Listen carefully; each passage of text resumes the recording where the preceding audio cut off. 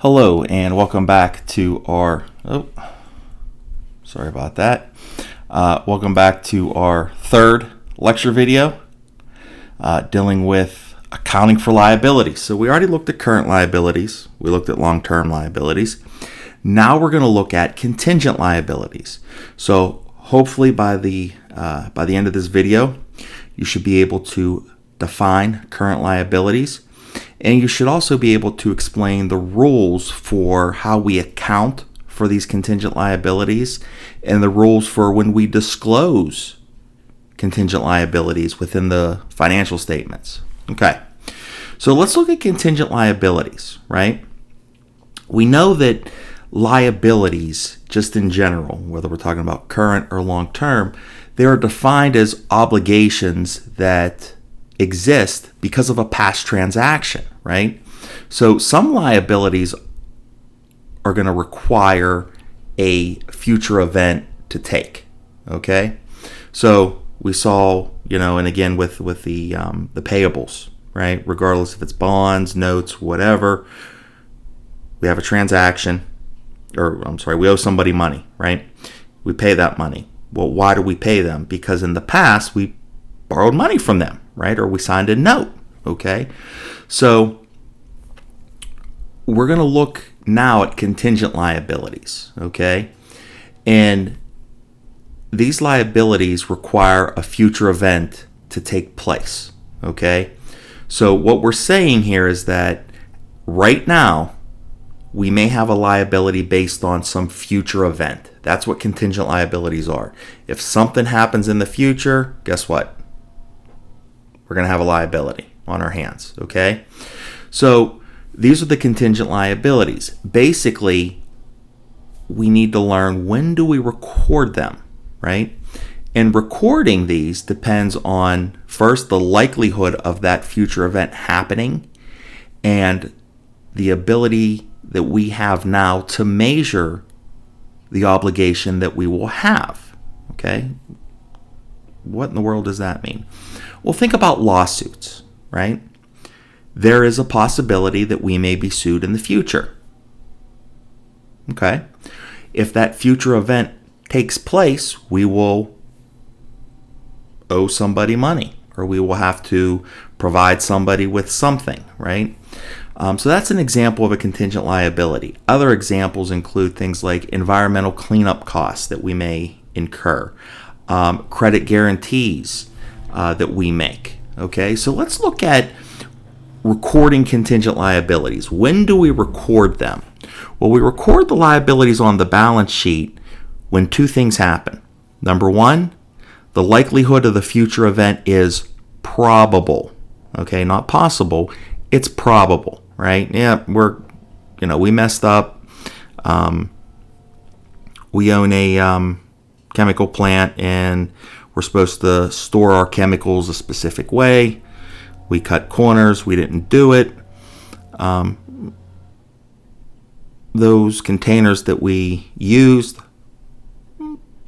it's probable they're going to leak, okay? And at some point in time in the future, and we're going to owe money, right? So that's number one. The likelihood that the future event is probable. Number two, we can reasonably estimate the obligation, or we can reasonably measure the obligation amount that we're going to have to make, okay? We're going to have to clean up an oil spill. It's probable it's going to happen. Probably going to have to shell out a couple $1,000,000 to clean up this oil, okay? So that's when we record liabilities, right? Well, when do we just disclose them? Meaning we don't record them on the balance sheet. We don't do a journal entry. We just note them in the financial statements. Well, that depends. If the likelihood of the future event is reasonably possible, right? Not probable. Probable, if there's a future or if there's a probable future event, we have to record it. But if there's a likelihood that the future event is reasonably possible, we're going to note it, okay? And if we can reasonably estimate the amount of the obligation,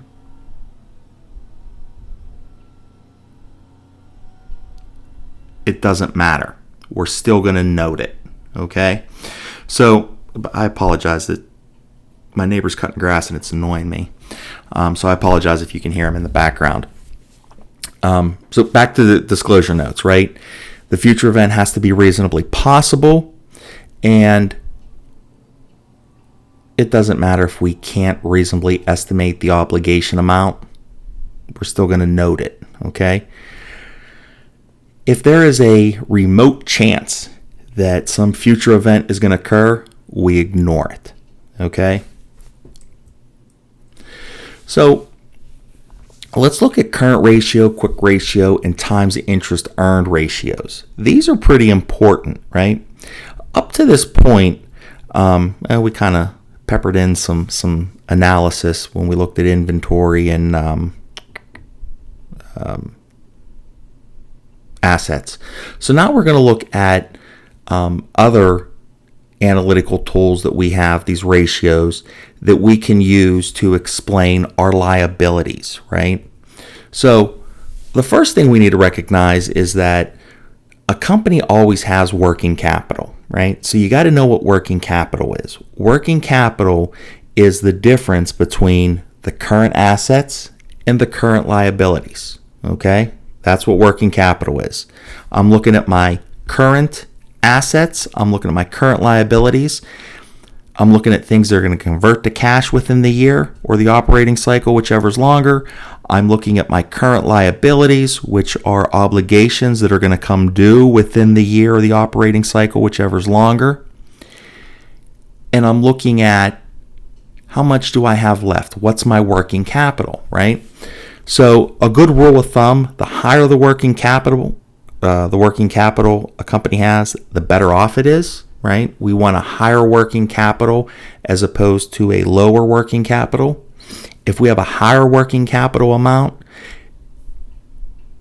that shows that we are in a strong financial position. Now, how do we measure working capital?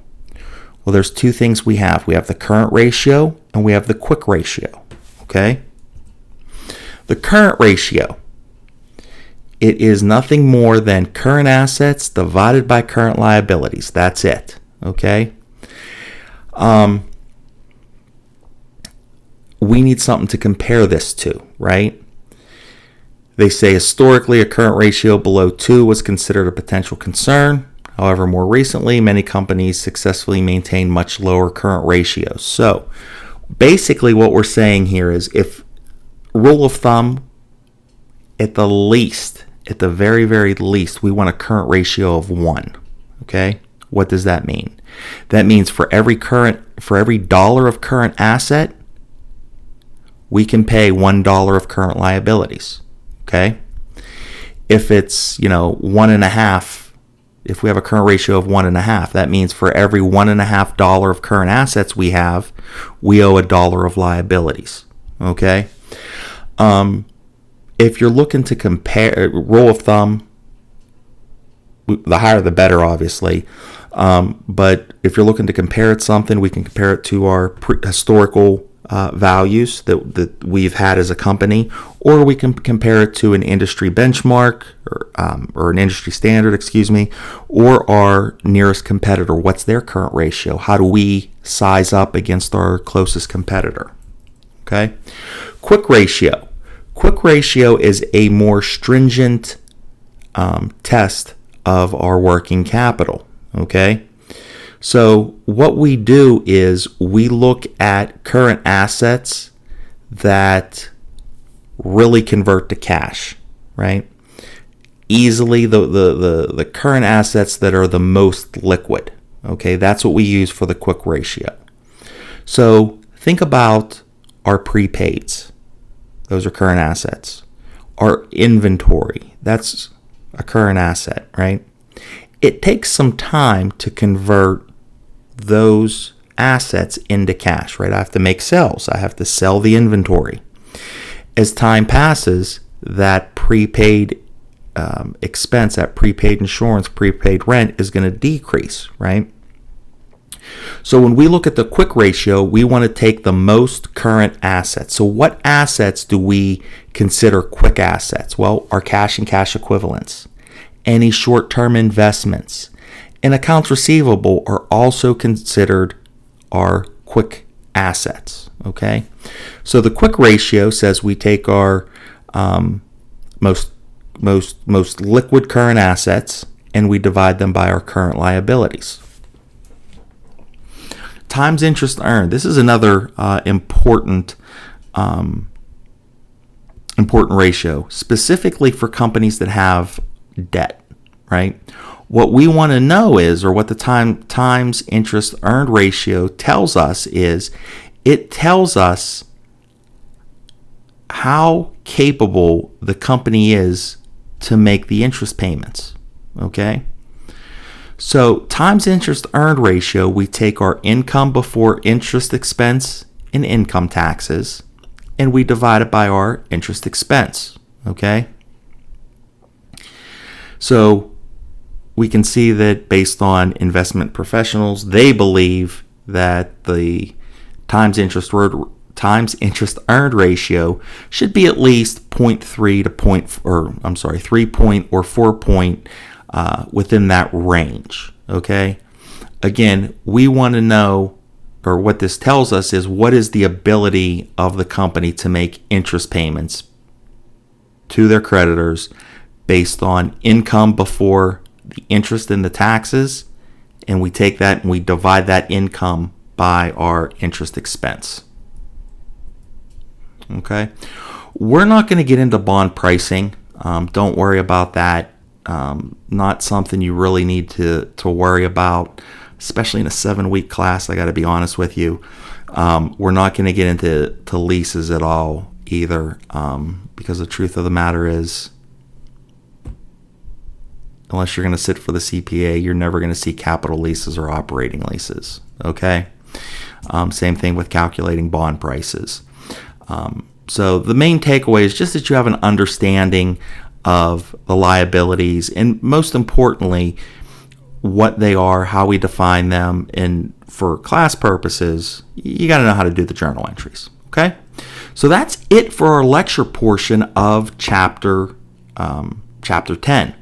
When we come back, we're going to do our demo videos for homework. Okay. So tune back in for those ones.